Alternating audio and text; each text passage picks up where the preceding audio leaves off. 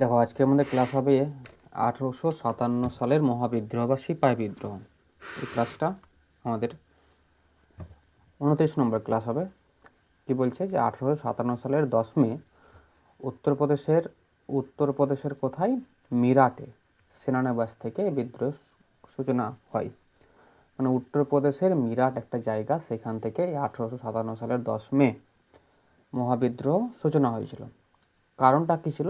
যে Enfield rifle কার্তুজে, মানে কার্তুজ মানে তোমরা বুঝো যে আক্রমণ করার সময় যেটা ইউজ করা হয়, যেটা তোমার ভরা হয় রাইফেলে, সেটা হচ্ছে কার্তুজ। তো কার্তুজে গরু ও শুকরের চর্বি ব্যবহারের গুজব ছিল এই বিদ্রোহে তাৎক্ষণিক এবং প্রধান কারণ।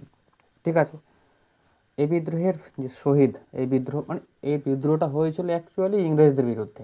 ঠিক আছে, 1857 সালে 29শে মার্চ ব্যারাকপুরে মঙ্গল পাণ্ডে প্রথম কার্তুজ ব্যবহারে অস্বীকৃতি জানান এবং ইংরেজদের বিরুদ্ধে তিনি যুদ্ধ ঘোষণা করেন। এটাই ছিল তার কারণ। তাহলে প্রথম এই কার্তুজের ব্যাপারে বিরুদ্ধচারণ করে কে? মঙ্গল পাণ্ডে। নেতৃত্ব দিয়েছিলেন কে? বিদ্রোহীরা শেষ মোগল সম্রাট দ্বিতীয় বাহাদুর শাহকে সমগ্র ভারতের সম্রাট ও বিদ্রোহের সর্বাধিনায়ক হিসেবে ঘোষণা করা হয়। দেখো, যে কোনো একজন লিডার দরকার, তাকে কাকে করা হলো? দ্বিতীয় বাহাদুর শাহকে, মোগল সম্রাট দ্বিতীয় বাহাদুর শাহকে। এই বিদ্রোহের যে প্রতীক পদ্ম ও রুটি, মানে পদ্ম এবং রুটি। গভর্নর জেনারেল, এই সময় থেকে গভর্নর জেনারেল ছিলেন, সে ছিলেন লর্ড ক্যানিং। ঐতিহাসিক স্বীকৃতি, দেখো বিনায়ক দামোদর সাভারকর, এগুলো অলরেডি আমাদের পড়া আছে। হ্যাঁ, বিনায়ক দামোদর সাভারকর এই বিদ্রোহকে ভারতের প্রথম স্বাধীনতা যুদ্ধ বলে ঘোষণা করেছিলেন। কে করেছিলেন? বিনায়ক দামোদর সাভারকর। অলরেডি আমরা এই ইনফরমেশানটা যখন আমরা বিভিন্ন রকম উক্তি হিসেবে পড়ি, তখন আমাদের এই ইনফরমেশানটা অলরেডি আমাদের পড়া হয়ে গেছে। ঠিক আছে, অলরেডি আমাদের পড়া হয়ে আছে বিনায়ক দামোদর সাভারকর। ঠিক আছে, এবার হলো ফলাফল। এই বিদ্রোহের ফলে ভারতের ইস্ট ইন্ডিয়া কোম্পানির শাসনের চিরতর অবসান ঘটে এবং 1858 সালে আইন অনুযায়ী সরাসরি ব্রিটিশ রাজতন্ত্রের শাসন শুরু হয়। মানে এই বিদ্রোহের পর একটা ঘটনা ঘটলো যে ইস্ট ইন্ডিয়া কোম্পানি 1773 সালের পর কী হলো?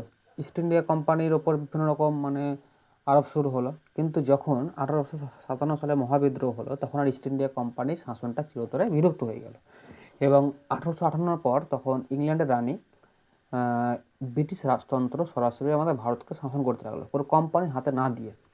ঠিক আছে, এই বিদ্রোহের পর এই বিদ্রোহের যেখান থেকে কোয়েশ্চেন আসে সেটা হলো যে বিভিন্ন বিদ্রোহের কেন্দ্র ও নেতৃবৃন্দ।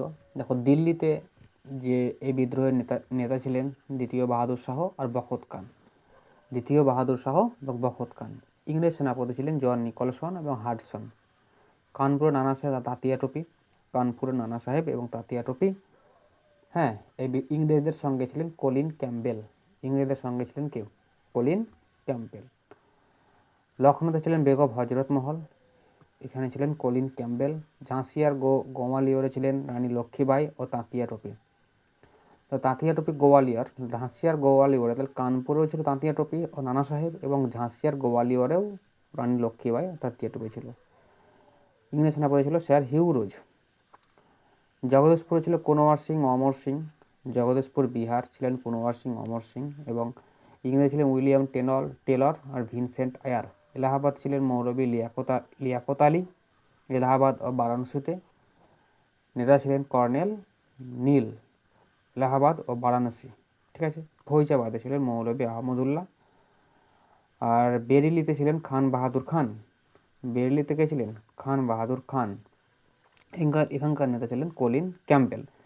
আচ্ছা, একটা কথা দেখো, জেনারেল রেনল্ড, এই যে ফৈজাবাদ মৌলভী আহমদুল্লাহ, জেনারেল রেনল্ড, এটা তুমি মুখস্থ করতে পারো বা এই পয়েন্টটা মুখস্থ নাও করতে পারো। তো বাকি পয়েন্টগুলো যেগুলো আছে সেগুলো মুখস্থ করতে হবে এবং জানতে হবে যে ভারতীয় নেতা কে ছিলেন, কোন জায়গার। এটা তো বিশাল ইম্পর্ট্যান্ট। ইংরেজি সেনাপতিগুলো যদি মুখস্থ করো, তাহলে যেগুলো দাগ মারা হলো সেগুলো মুখস্থ করবে। কী মারা হলো? John Nicholson, Colin Campbell, Sir Hugh Rose. তারপরে কলিন ক্যাম্পবেল কোথায় ছিল? তার দুজনের নাম তোমাদেরকে মনে রাখতে হবে। একটা হচ্ছে হিউ রোজ, জন নিকলসন আর হাডসন তো দিল্লিতে আছেন, এই কলিন ক্যাম্পবেল দুটো। আর একটা হচ্ছে স্যার হিউ রোজ। জেনারেল রেনল্ড, কর্নেল নীল, উইলিয়াম টেলর ও ভিনসেন্ট আয়ার, এই তিনটে মুখস্থ না করলেও হবে। দরকার নাই, কিন্তু যেহেতু আছে যেগুলো বললাম ওগুলো কিন্তু মুখস্থ করতে হবে, ঠিক আছে? বেশ, তো এতটুকু ক্লাস হলো, নেক্সট ক্লাস দিচ্ছি, শেষ।